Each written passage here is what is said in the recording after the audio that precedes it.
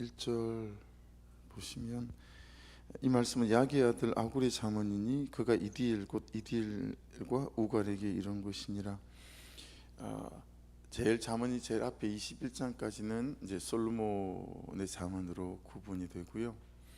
그다음에 이제 솔로몬의 자문들을 이렇게 모아서 한 것이 이제 29장까지였다면 오늘은 보시면 아굴의 잠언 되어 있잖아요.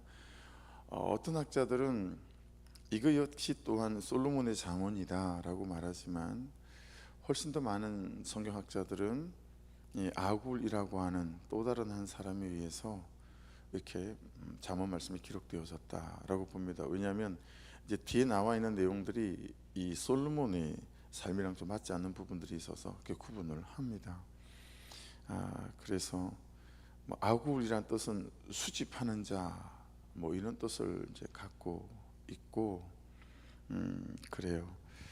그래서 하나님께서 아굴이라는 사람을 통해서 우리에게 주신 또 다른 잠언 이렇게 이해하시고 말씀을 묵상하시면 될 것 같아요. 2절 위에 제가 이렇게 소제목을 좀 달아봤어요. 2절 위에 내가 짐승인 8가지 이유, 또는 이 8가지가 있다면 짐승 같은 사람일 수 있다. 제가 본문을 이해하는 측면에서 소제목을 다는 거니까, 그러니까 내가 짐승인 8가지 이유 또는 이 8가지가 있다면 짐승 같은 사람일 수 있다, 이런 거죠. 그리고 7절 위에는 내가 주께 구한 2가지 일, 그렇게 소제목을 좀 달아봤고요. 내가 주께 구한 2가지 일. 그리고 10절 위에는 쓸데없는 참견에 대한 경계, 또 11절 위에는 바람직하지 못한 4가지 행동, 이렇게 소제목을 좀 달아보고, 그다음에 15절 위에는 족할 줄 모르는 것 4가지, 그다음에 17절 위에는 불효에 대한 부모님의 불효에 대한 경고, 그런 식으로 소제목을 좀 달아봤어요. 그러면 본문을 묵상하시기에 좀 도움이 될 듯해요. 2절 보십시오. 나는 다른 사람에게 비하면 짐승이라 내게는 사람의 총명이 있지 아니하니라. 여러분, 그 짐승 바로라는 단어는 문자적으로만 말하면 무지하다 이런 뜻이에요. 무지하다, 우둔하다 이런 거죠. 그럼 이제 무엇에 대하여 무지하고 무엇에 대하여 우둔한가라는 관찰 질문을 던져봐야 되겠죠.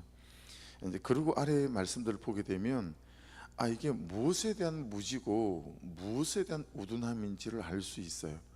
그리고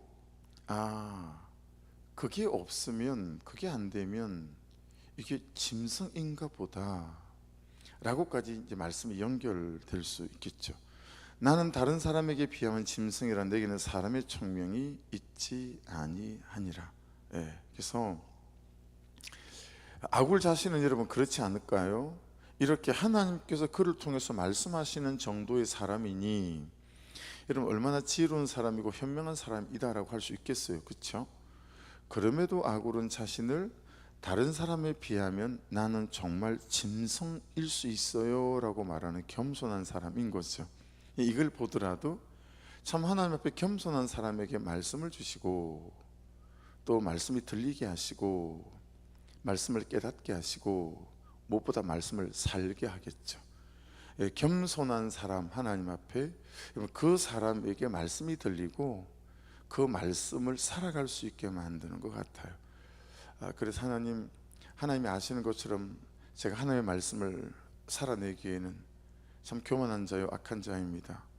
저에게 은혜를 부어주셔서 오늘도 이 들린 말씀이 삶이 될 수 있도록 도와주십시오 라고 그분에게 겸손하게 은혜를 구하고 지혜를 구하고 그리고 끈기를 구하고, 그런 사람들에게 하나님께서 들린 말씀이 삶이 되게 만드는 은혜가 있게 되겠죠. 아굴이 하나님 앞에 정말 겸손한 사람이다 사실을 오히려 알 수 있는 대목입니다.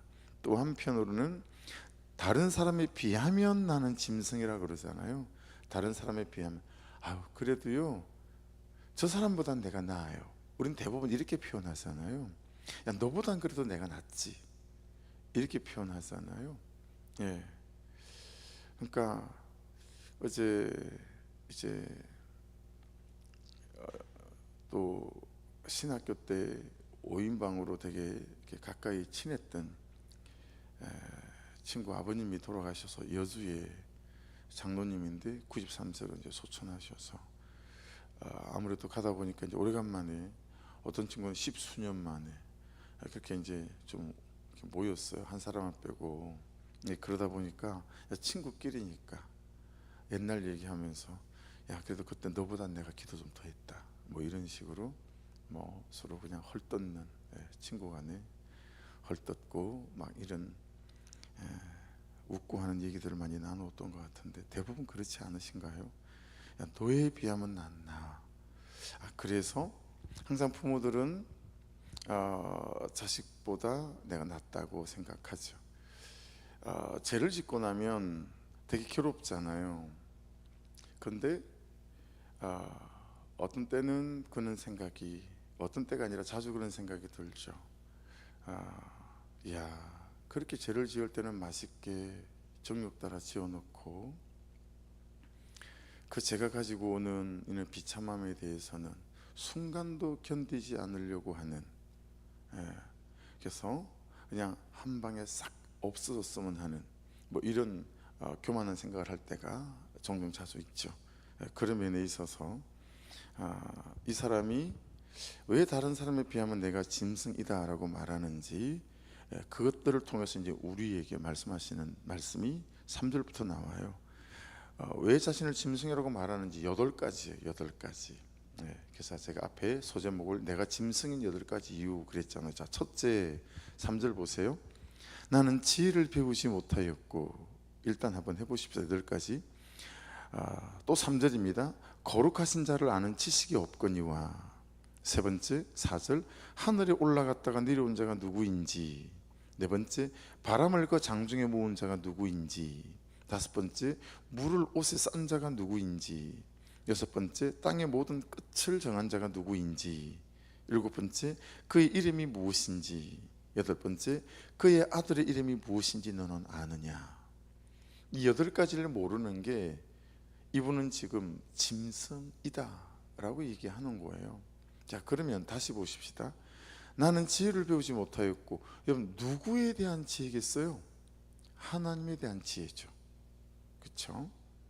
또 거룩하신 자를 아는 지식이 없거니와. 누구에 대한 지식이겠어요? 하나님을 아는 지식이죠. 하나님을 아는 지식. 여러분 하늘에 올라갔다가 내려온 자가 누구인지. 누굴까요? 여러분 이제 주석책 같은 거 있잖아요. 그런 책은 이런 것들은 잘 해석을 해놓지 않아요. 왜냐하면 이게 책으로 출판되어져서 모든 세계 신학자들이, 목사들이 다 보잖아요. 그러면 이게 정확하게 무슨 근거에 의해서 하늘에 내려갔다 온 자가 누구냐라고 따질 것이니까 그냥 그런 막 이렇게 피드백 받는 게 곤란하고 힘드니까 해석이 좀 곤란하다 싶은 것들은 해석해 놓지 않아요. 근데 여러분 우리가 성경을 조금만 본 사람이면 하늘에 올라갔다가 내려온 자가 누구인지 알 수 있을 만하지 않아요? 여러분 예수님께서 3일 만에 부활하시고 40일 땅에 계시다가 성천하시죠. 그리고 그럼 보혜사 성령이 오시잖아요. 그러니까 하늘에 올라갔다가 내려온 자가 누구인지 우리가 성경적인 지식 안에서, 믿음 안에서 이게 성령 하나님이겠다. 그래서 본문 안에는 성부 하나님과 성령 하나님과 그리고 성자 하나님이 다 나오세요. 삼위일체 하나님이. 자, 바람을 그 장중에 모은 자, 물을 옷에 싼 자, 땅의 모든 끝을 정한 자 다 하나님이잖아요. 그리고 그의 이름이 무엇인지. 8번째 보십시오. 그의 아들의 이름이 무엇인지 너는 아느냐. 누구죠? 성자 하나님 예수 그리스도죠. 이 8가지, 이걸 모르면 짐승 같은 삶을 살 수 있어, 이런 거죠. 이게 성부 하나님, 성령 하나님, 성자 하나님 다 나오는 거예요. 그렇죠? 이걸 모르면 짐승 같은 삶을 살 수 있다라고 하는 거예요. 여러분, 자 생각해 보십시다. 싱킹. 하나님을 아는 지식이 없으면 뭐가 없게 될까요? 하나님을 믿는 믿음이 없게 됩니다. 자, 처음에 예수를 믿을 때는 지식이 없이 믿어지는 경우도 허다히 많이 있어요. 그래서 예배를 한 번도 드려보지 못한 사람들이 여러분 하나님을 경험하는 일들이 있어요. 그래서 수천 년간 중동 지역에 복음을 전하던 때보다 요즘 훨씬 더 중동에 많은 사람들이 예수님 앞으로 돌아와요. 어떤 선교 보고들이 많냐면, 친한 친구 둘이 있는데 이 친한 친구가 꿈을 꿨는데요, 어떤 토를 달 수 없을 만하게 사실처럼 예수님이 나타났어요. 그리고 꿈속에서 그 예수가 믿어졌어요. 그 순간 꿈속에서 내 가장 사랑하는 이 친구에게 이 예수를 전하지 않고는 안 되겠다. 눈을 떴는데 새벽 4시인 거예요. 그래서 친구 집을 향해서 달리기 시작하는 거예요. 막 달리다가 골목길을 돌아서는 순간에 꽝 부딪혀 자빠졌어요. 또 다르게 골목을 달려오는 사람하고 부딪힌 거죠. 그러고 보니까 자기 친구인 거예요. 친구, 사랑하는 친구 둘이서 꽝 부딪힌 거죠. 근데 여러분 놀랍게도 이 친구도 똑같은 꿈을 토시 하나 틀리지 않고 꾼 거예요. 이 친구 마음에도 이 예수 그리스도를 내 친구에게 전해야 되겠다, 달려오다 둘이서 부딪힌 거 아니겠어요? 그러니 꿈의 처음과 끝까지가 똑같은 거예요. 그 꿈속에서 예수를 믿게 된 것까지 똑같은 거예요. 그러니 그 둘이서 어떻게 예수를 부인할 수 있겠어요? 그런 식으로 한 마을이 주님께로 돌아오는 일들이 생겨요. 요즘 말이에요. 이런 식으로 하나님을 아는 지식이 없어도 하나님을 만나는 역사들이 예수 그리스도 나의 구주로 고백하는 역사들이 있어요. 우리 셋째 형님은 막 험하게 살다가 대충 살다가 어느 날 꿈을 꿨는데 집채만한 개 한 마리가 나타난 거예요. 그 개 보면 개꿈이잖아요. 근데 그 개가 똥을 싸는 거예요. 똥을 싸는데 얼마나 큰 똥을 이렇게 탑을 하면서 쌌는지, 참 별스럽지 않은 꿈이지 않아요? 근데 여러분 그 똥개가 쌓아놓은 그 똥이 서서히 사람으로 변하는데 그게 형이인 거예요. 그리고 예수를 믿었어요. 자기의 죄가 내 삶이 이렇게 더럽구나, 뭐 이런 거죠. 근데 여러분 예수를 믿고 난 뒤에 이 새벽을 깨우는 여러분과 저 같은 사람들은 하나님을 아는 지식이 없으면 절대 믿음은 자라지 않습니다. 그래서 우리는 하나님을 아는 지식이 있어야 돼요. 날마다 말씀을 통해서 하나님을 알아가야 해요.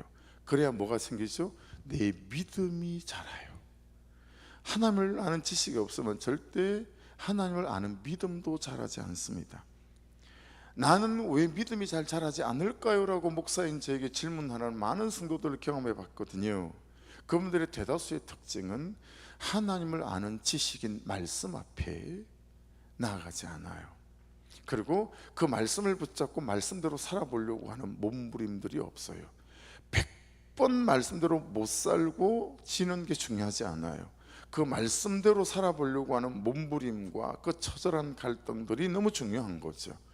여러분 하나님을 아는 지식이 있어야 하나님을 아는 믿음이 생겨요. 자, 여러분 하나님을 믿는 믿음, 하나님을 아는 믿음이 없으면 뭐가 없을까요? 하나님을 경험하는 일이 없게 됩니다.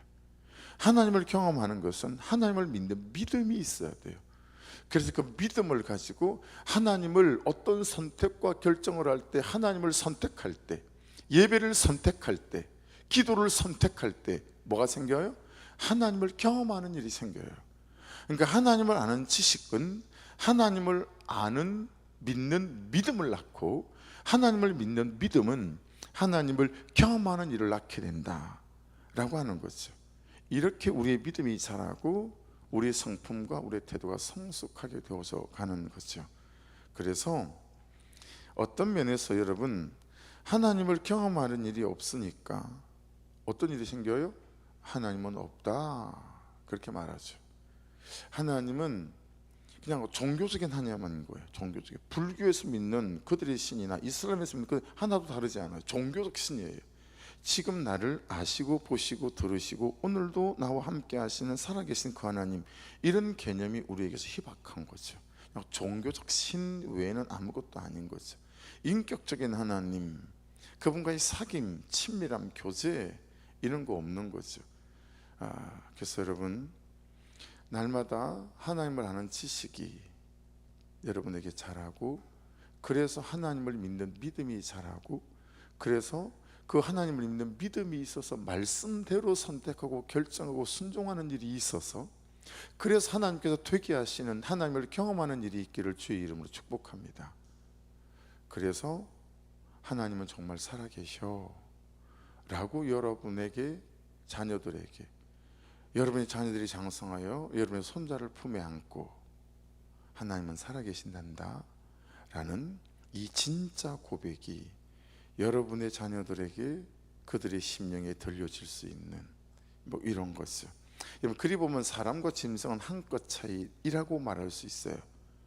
너무 비약하고 좀 지나친 말이지만 그냥 강조해 보려고 이렇게 한번 말해 볼게요.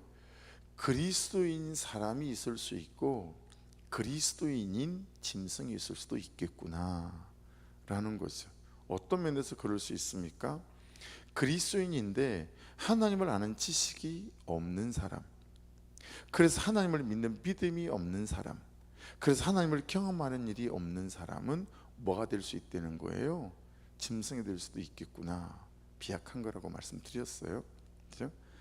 그러다 보니 여러분, 하나님을 경험하는 일이 없으면, 하나님을 믿는 믿음이 없으면 뭐가 없을까요? 그 다음이 없어요. 들어보세요. 그 다음에 대하여, 지금에 대하여, 이 사건에 대하여, 이 죄의 다음에 대하여, 이 범죄함 다음에 대하여 다음이 없는 거예요. 무슨 얘기냐면 하나님을 믿는 믿음이 없으니 구속사가 없는 거잖아요. 그냥 그 사건으로 끝나는 거예요. 그 사건에 절망하다가 끝나는 거예요. 그 사건 때문에 고통스러워하다 끝나고, 그 상처 때문에 고통스러워하다 끝나는 거예요. 근데 하나님을 경험한 이 믿음이 있으면, 그렇죠? 이게 끝이 아니라 이 사건과 이 현실을 통해서 그 다음에 하나님이 하실 일이 있을 거다라고 하는 이 구속사의 믿음 안에 사로잡힐 수 있는 거죠. 그래서 여러분, 하나님을 아는 지식이 있고 하나님을 아는 믿음이 있고, 그래서 하나님을 경험하는 사람은 항상 그 다음이 있어요. 그래서 현재의 실패와 현재의 절망에 절망하지 않아요. 이 사건과 이 일들을 통하여 하나님은 나의 그 다음을 만들어 가실 거다 라고 하는 하나님을 인정하는 믿음이, 경험하는 믿음이 딱 사로잡게 되어지는 거죠. 지금 내 인생, 이 인생의 그 다음, 이 사건의 그 다음, 이 죄의 그 다음, 하나님이 있는 사람은 구속사가 있으니 그 다음을 바라볼 수 있지만, 하나님이 없는 사람은 구속사가 없으니 그냥 그치기서 끝이 나는 거죠. 여러분, 우리 인생은 구속사로 해석이 되어지는 것입니다. 절망은 그냥 절망이고 고통은 그냥 고통이 아니다 라고 하는 것이 구속사의 믿음 아니겠어요? 그리고 날마다 여러분, 하나님을 아는 지식이 자라가셔서 그리스도인인 사람이 되어져 가는, 그것도 하나님의 사람이 되어져 가고 말씀의 사람이 되어져 가는 은혜가 있기를 주의 이름으로 축복합니다. 다른 사람을 판단하고 정죄하면서 이 짐승 같은 놈아 할 수도 해서도 안 되는 말이지만, 자기가 자신에 대하여 자신을 깨울 때는 할 수 있는 말일 수 있지 않을까요? 이 짐승 같은 놈아, 제가 저에게, 그죠? 그래서 짐승이라는 말은 여러분, 이 말씀을 이렇게 보면 윤리적이거나 태도적인 그런 것을 보고 하는 말이 아니고, 하나님을 아는 지식이 없다면, 하나님을 믿는 믿음이 없다면, 또 하나님을 경험하는 그 하나님과 살아있는 관계 안에서 살아가지 않는다면 우리가 짐승이 되어져 갈 수밖에 없는 존재다라고 말씀을 이해할 수 있겠죠. 그래서 여러분, 사람과 짐승의 차이가 뭐예요? 영혼이 있는가라는 거잖아요. 우리가 맨날 그냥 들고 와서 고백하는 이 창세기 2장 7절 말씀처럼, 여호와 하나님이 흙으로 사람을 지으시고 생기를 그 코에 불어넣으시니 사람이 생명이 된지라. 그렇죠? 이 차이 아니겠어요? 그러니까 내가 하나님을 아는 지식이 없다면, 하나님이 누구이며 하나님이 하신 일이 무엇인지, 지금도 여전히 살아계셔서 하나님이 나와 함께 하시는 분이 없다면, 그게 믿어지지 않는다면 우리가 짐승 같은 선택과 결정들, 그런 판단들을 할 수 있겠다. 사람의 눈이 아니라 짐승의 눈으로 그를 긍휼히 여기고 불쌍히 여기지 아니하고 참 포악하게 정죄하고 비판하고 판단하는, 그런 사람일 수 있겠다. 주일날 얼핏 스쳐 지나갔지만 여러분, 진짜 유튜브는요, 좋은 것보다 나쁜 게 더 많은 것 같다. 정치하는 사람들, 대통령에 대하여 날카롭게 비판하는 그 사람들의 비판을 들으면 정말 시원해요. 야, 내가 하고 싶은 말을 다 하네. 근데 참 말씀 앞에 서가면서 저게 선하지 않고 옳지 않구나, 그런 거죠. 그러니까 여러분, 그렇게 실수한 사람, 또 잘못한 사람에 대한 용서가, 이해가 1도 없죠. 그냥 어떻게 하면 잡아뜨릴까, 거기에만 초점이 있으니 말이죠. 자, 그렇게 5절을 보십시오. 하나님의 말씀은 다 순전하대요. 무슨 뜻이에요? 아무리 먹어도 안 체하고 아무리 먹어도 괜찮다는 거예요. 하나님의 말씀은 순전하고 먹으면 먹을수록 좋다라는 거예요. 여러분, 아무리 몸에 좋은 약이라도 홍삼이든 산삼이든 과하면, 그죠? 몸에 안 좋아요. 적당히 먹어야죠. 근데 하나님의 말씀은 여러분, 아무리 먹어도 과하여 우리에게 지나친 법이 없다라는 뜻이에요. 순전하다는 얘기는, 하나님은 그를 의지하는 자의 방패시니라.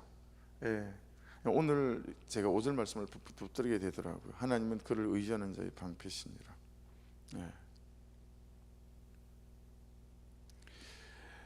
오늘 뭐 정화조업자도 불러야 되고 또 시청에도 전화해가지고 한 2달간 좀 기한을 늘려줘야 저걸 공사를 마무리할 수 있을 것 같아. 뭐 이런 복잡한 일들이 수두룩하다 보니 머리가 살짝 아픈 거예요, 어제부터. 또 이제 이 말씀을 탁 보는 순간 새벽에 또 하나님은 그를 의지하는 자의 방패시니라. 그러니까 또 너무 감사한 거죠. 여러분, 이 방패다라고 하는 이 단어는 원어로는 말하면 마겐이라고 하는 거거든요. 근데 방패는 여러분, 발끝에서부터 머리끝까지를 다 막아 세우는 방패가 있고요, 항상 휴대하면서 들고 다니는 작은 칼을 들고 싸움할 때 쓰는 작은 방패가 있어요. 이 작은 방패를 마겐이라고 부르거든요. 그러니까 이 방패는 휴대용 방패예요. 그러니까 이 말은 무슨 얘기냐면, 그냥 편하게 아이들에게 설명할 수 있다면, 이 하나님은 이 방패다라고 말하는 것은 항상 내가 몸에 지니고 다니는 방패니까 하나님께서 우리를 놓지 아니하시고 때마다 심에다 우리를 지키신다라는 의미가 될 수 있겠죠. 여러분, 이 하루도 하나님을 의지하셔서 하나님이 여러분을, 저를 지키시는 은혜가 있기를 주의 이름으로 축복합니다. 그래서 6절 말씀도 보십시오. 너는 그 말씀에 더하지 말라. 저 같은 사람에게도 더 새겨들어야 될 말씀이겠죠. 그가 너를 책망하시겠고 너는 거짓말하는 자가 될까 두려우니라. 여러분, 말씀이 여러분들은 똑같아요, 그죠? 저도 똑같고. 그러니까 말씀이 말씀하시면 그냥 그대로 불편하다고 빼지 마시고 무겁다고 빼지 마시고, 저도 여러분도 그냥 말씀 그대로 더하고 빼지 말고 말씀대로 순종해가는 은혜가 있기를 주의 이름으로 축복합니다. 여러분, 말씀에 더하는 사람은 왜 말씀을 더할까요? 말씀을 이용하기 때문에 그래요. 목사가 말씀 가지고 성도들을 여러분 이용하기 참 좋잖아요. 이건 여호와의 말씀입니다 막 이러면서. 그렇게 하지 말라는 거죠. 그렇죠? 말씀은 그 말씀을 살아가는 데 이유가 있는 거지, 말씀을 더하여 누구를 후리거나 겁주거나 그런 게 아니잖아요. 그래서 이단들이 주로 이 말씀에 더해요. 그래서 사람에 겁을 주죠. 자기들의 목적과 의도에 맞도록 사람들을 후리죠. 그렇죠? 그래서 여러분, 그냥 말씀대로 as the Bible, follow the Bible, 말씀 따라, 그리고 말씀대로 그렇게 이 하루가 또 세워져가는 참 좋은 축복이 있기를 주의 이름 축복합니다. 그래서 제가 원고 참 준비할 때마다 앞에 쓰는 것처럼 하나님의 말씀이 하나님의 말씀으로 베풀어지는 곳이 하나님의 역사하시고, 하나님의 말씀을 하나님의 말씀으로 듣고 삶으로 가져와서 적용해보고 연습해보고 훈련해보고 살아가려고 하는 몸부림 속에 우리 하나님의 역사하시는 줄로 믿습니다. 7절 외에는 내가 주께 구한 두 가지 일 뭐죠? 첫 번째 8절 보세요. 곧 헛된 것과 거짓말을 내게서 멀리 하옵시며, 두 번째 뭐예요? 나를 가난하게도 마옵시고 부하게도 마옵시고 오직 필요한 양식으로 나를 먹이시옵소서. 여러분, 그 헛된 것 있죠? 그것은 샤우인데 공허하고 허무한 것 이런 뜻이에요. 여러분, 어떤 게 공허하고 허무하죠? 썩어 없어질 것이죠. 이 땅이 눈에 보이는 거, 우리 이게 전부인 그는 살지만 사실 헛된 거라는 거예요. 헛되고 헛되니 헛되고 헛되도다. 이게 샤우예요. 거기에 제발 너의 전부를 갈아 넣지 말아라 라고 하는 거죠. 우리의 대부분의 삶은 이 헛된 것에 우리를 갈아 넣잖아요. 여러분, 나를 가난하게도 마옵시고 부하게도 마옵시고, 이 말씀까지만 보십시다. 오직 필요한 양식으로 나를 먹이시옵소서. 왜요? 우리의 기도가 좀 다르지 않아요? 하나님 저 부자 되게 해주세요, 흘려보낼게요, 뭐 이렇게 하잖아요. 그렇죠? 필요한 양식 정도가 아니잖아요. 그렇죠? 왜 근데 이렇게 아구를 통해서 하나님 우리에게 이런 말씀을 주실까요? 내가 너무 다 있고 너무 다 되고, 그래서 내가 아담처럼 하나님이 되어져서 하나님에 대하여 독립을 선포하는 거죠. 저 하나님 없어도 행복할 수 있어요, 이거죠. 그래서 하나님을 놓칠까봐, 하나님 없어도 된다고 할까봐, 돈 있고 건강 있고 자식 잘 되고 우환 없고, 그러면 그 삶을 보고 이게 행복이야 그러고 살아갈까봐 지금 우리에게 이런 말씀을 허락해 주시는 거예요. 그래서 여러분 한번 들어보세요. 아멘 하실 수 있으실지. 하나님이 항상 필요한 정도, 항상 하나님이 필요한 정도, 항상 하나님을 구해야 할 정도, 항상 하나님을 의지해야 할 정도, 항상 하나님을 붙들지 않으면 안 될 정도, 이것이 사람이 내가 행복할 수 있는 가장 최적의 조건이다 라는 사실을 알 수 있어요. 나는 행복합니다 라고 그리스도인이 말할 수 있는 조건은 어떤 조건이냐면, 항상 하나님이 필요한 정도, 항상 하나님을 구해야 할 정도. 하나님, 내일 쌀떡이 떨어질 것 같아요, 쌀떡을 채워주세요. 이게 행복한 거라는 거예요. 동의가 되세요? 말씀은 그렇게 말씀하세요. 항상 하나님을 의지해야 할 정도. 창고에 계좌에 돈이 수천만 원 들어있어서 굳이 하나님을 막 찾지 않아도, 그죠? 1년은 뭐 이 정도면 넉넉히 먹고 살 수 있지 않을까? 그게 행복한 게 아니고, 항상 하나님을 의지해야 되고 구해야 될 그 정도가, 하나님을 붙들지 않으면 안 될 정도가 우리가 행복한 수준이라는 거죠. 말씀이 뭘 강조하시는지 너무 잘 아시겠죠, 그렇죠? 그래서 여러분 9절을 보세요. 혹 내가 배불러서 하나님을 모른다, 여호와가 누구냐 할까 하오며, 혹 내가 가난하여 도둑질하고 내 하나님 이름을 욕되게 할까 두려워함이니이다. 그렇죠? 나에 대한 이해가 너무 정직하고 겸손합니다. 혹 내가 가난하여 도둑질하고 내 하나님 이름을 욕되게 할까 두려워합니다. 그래서 여러분 오늘 아침에는 그냥 이 기도 같이 했으면 좋겠어요. 한번 따라해 보십시오. 돈도 가난하지 마시고,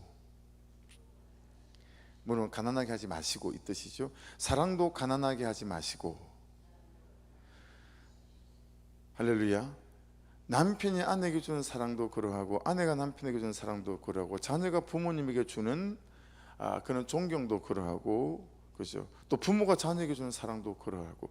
여러분, 사랑도 겸손도 가난하지 않기를, 성실과 진실도 가난하지 않기를, 열정과 인내도 가난하지 않기를, 오래 참음과 용서와 용납도 가난하지 않기를 주의 이름으로 축복합니다. 가난하지 않으시기를. 기도하겠습니다. 그 뒤에 있는 것들은 소제목을 달아드렸으니 소제목만 보셔도 내용들을 충분히 이해하실 수 있을 만하세요. 주여 한번 부르면서 아버지 가난하지 말게 하옵소서. 하나님 당신에 대한 사랑이 가난하지 않게 하시고 예배에 대한 열정이 가난하지 않게 도와주시고 잃어버린 영혼에 대한 열정이 가난하지 않게 도와주시고 아버지 참으로 기도의 예배에 대한 이 간절함이 가난하지 않게 도와주시고 돈도 가난하지 않게 하시고 그에 대한 나의 사랑도 가난하지 않게 도와주셔서 날마다 이 사랑의 부유함, 겸손의 부유함, 당신을 찾고 구하는 이 마음의 부유함으로 내가 날마다 하나님을 의지하여 항상 하나님께서 나의 방패가 되어주시는 은혜를 경험하게 하여 주옵소서. 기도하시고 하나님을 아는 지식이 그리고 하나님을 믿는 믿음이 그래서 하나님을 경험하는 이 은혜가 날마다 깊어지는 인생 또한 되게 하여 주옵소서. 그리고 항상 우리 당분간은 수빈 자매를 위해서 뱃속에 있는 또 주희를 위해서 기도해 주십시오. 하나님 다시 1.5kg에서 발육이 시작될 수 있도록 일부 예배 때 이렇게 세우고 같이 우리가 꿀단지기도 하는데 얼마나 우는지 같이 그 눈물에 그 기도에 또 동참해 주셔서 같이 기도해 갔으면 좋겠습니다. 정화조 문제 오늘 잘 해결이 좀 돼야 돼. 일정이 확보되어져야 뭐 돈이 얼마가 들든 또 고칠 수 있으니까요. 그리고 또 우리가 땅 주인에게 넘겨주기로 한 잔금 가운데도 하나님 그의 마음과 그의 상황과 현실과 또 우리의 상황과 현실 속에 또 구속사의 믿음으로 한 걸음씩 반에 반 걸음씩 잘 따라가도록 하나님 말씀으로 시작한 일이 오니 또 말씀으로 이끌어 주시옵소서. 중보 부탁드립니다. 우리 주여 한번 부르고 기도하십시오.